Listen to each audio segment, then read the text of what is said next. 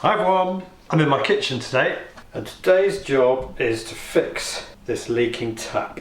Now this is a Perrin Rowe 4193 Ionian 2-hole sink mixer. We got it a few years ago, several years ago when we did up the kitchen, and for a while now it's been really stiff and it's had black gunk leaking out of here, and you can see it's literally dripping the whole time.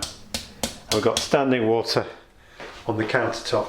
It's this joint here that's been leaking, and I was scratching my head thinking, what do I do? Have I got to replace the whole unit? Which I couldn't really afford to do because they are expensive new. So I called up Perrin Rowe, as we should all do when we've got things that are going wrong. We never think about doing this. We go online and we Google. We don't think often about calling up the manufacturer. So I called up the manufacturer, and of course they pointed out that it's got a little grub screw at the back which enables you to remove the whole thing. They also advised me what I needed to buy, and so 33 quid later I've got myself the new replacement washers and also a replacement Corian handle, because the existing handle broke ages ago and I did a repair on it which I was quite proud of at the time, but it doesn't look great, with some gel coat filler. But what you've also got, which is quite a nice touch, is this little packet of what I think must be plumbers silicone grease. I've just ordered some online because I didn't realise they'd sent me some of this, so that's going to be great. I also got an Allen key and these two different fixings, grub screw fixings. Mine is that one there. And I was able to download this handy little specification showing me where the washers went, how to replace the different parts of the tap, from the Perrin Rowe website. So here we are behind the tap, and putting the Allen key in the grub screw. I've got to say I was a bit worried about this because I put the Allen key in and it started cross-threading, and so I got some other Allen keys out and used one of these. These are sort of bike Allen keys, just to loosen it, and thank God it came out, because if it hadn't done I would have been a bit stuck. That's the old grub screw out, and with that out I can pull out the mixer. This has been in service for us since 2010, so sort of well over 8 years anyway. And you can see here we've got a little bit of rusting or tarnishing of the chrome itself. Looking inside the mixer, I think that could do with a bit of a clean. You can also see the problem we've had with these washers. That washer's completely disintegrated. It's sort of level with the, there's no wonder this is leaking. And that washer's no use anymore as either. So I've got to get these washers off. I'm using my trusty Leatherman to do.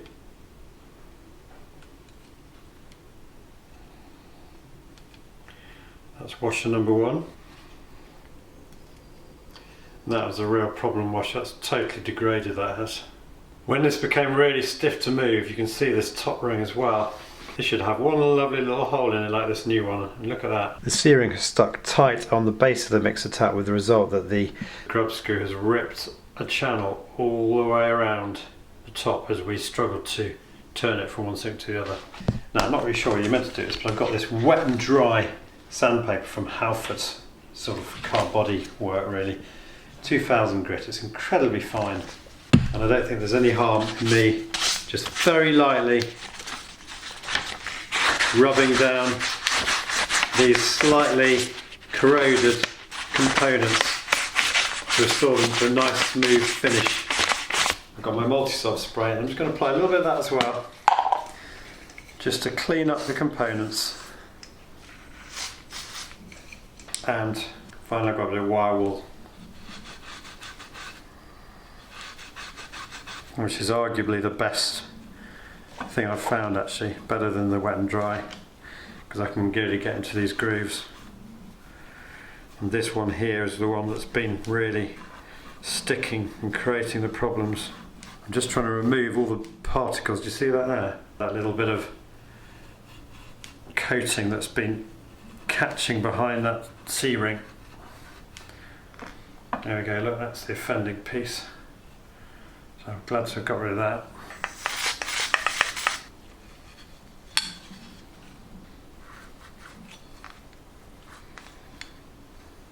Just resorting to some improvisation here. Just got to scrape this residue off because this is the part of the mixer that needs to rotate freely. But I've got to be a bit careful because it's brass. I don't want to start scratching into it. Just got to get the limescale off. I suppose I could use vinegar.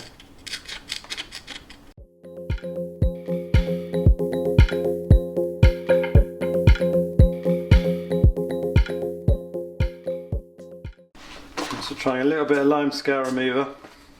Trying everything really to try and restore it to its original factory condition. When you get taps off like this, you suddenly realise, you know, I never knew this unscrewed. I'll take a look at the filter now and get that clean as well when I'm at it. Lucky we don't live in a hard water area, but if we did, this would have been calcified up long ago. A little bit more wire wool, and that has polished up beautifully. Just a little bit more residue in the corners. I'm just going to file away with the wet and dry 2000 grit sandpaper.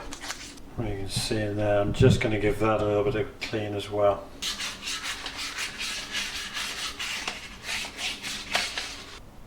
Right, that looks a lot cleaner in there now. Right, I'm really pleased with this. So, time to put the bits back together. Firstly, I'm going to take a bit of this silicone gel and place it around this part here because this is a moving part. There we go. Now I can put the C-ring back on, whatever it's called. That's working nice and freely. Now it's on with this washer and the secondary washer. Actually, this is probably the primary washer at the bottom. I'm not sure why they give me this. I think this must be for a different model. And now I'm going to apply the rest of the silicone plumber's grease around the washers. If you're doing a repair like this, do not use Vaseline because it's petroleum based and it'll eat away at the rubber washers. Position that little hole on the back centrally. Now this is going to be the tricky bit, lining this up.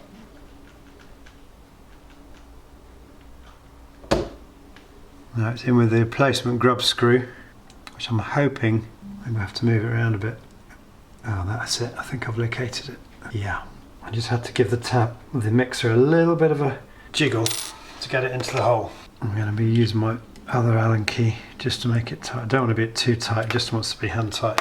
Okay, first thing you notice is how joyously easy this is to turn now. Before we were like, urgh. Just going to run the tap to let out any residues from the cleaning. Now I can put the filter back in I took out earlier.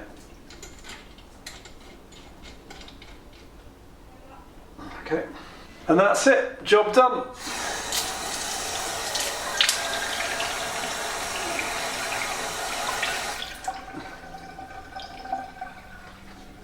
No leaking tap anymore. All that remains for me to do now is to swap over the handles from this old one. This is the new Corian handle.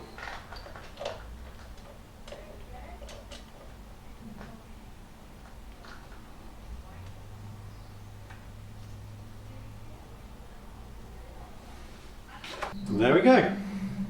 So that's it, right? Well, not quite. The mixer for some time has been slightly dripping, obviously emanating from the cold water where it tends to start when your tap valves fail. It tends to be from the cold water side first because of the higher pressure that this has to cope with. So I thought as part of the job I would just quickly take apart the tap valve and see what was going on. For a full run through on how to replace tap valves, check out my recent video, linked to which is coming up on the screen now.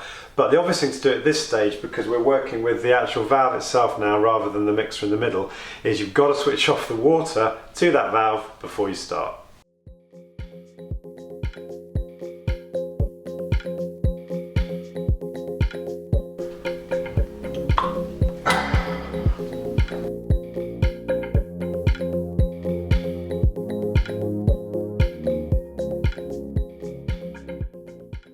I was going to try and refurbish this using my new silicone grease that by this point I've received.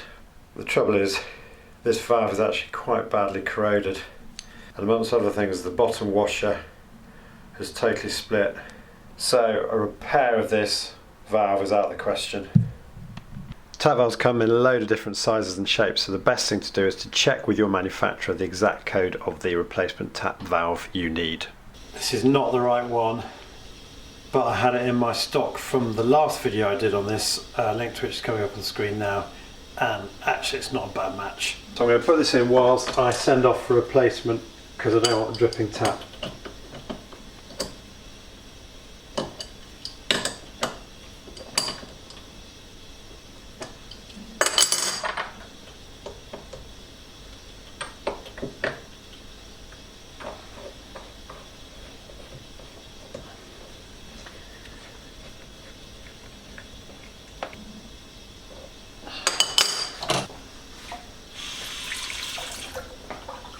So my friends, that's another week gone by, another thing gone wrong in the house, and another thing fixed. The Perrin Rowe side of this is a bit niche, but I hope what you can take from it is the principle that with any tap mixer, it's reasonably straightforward to replace the parts that have deteriorated over time.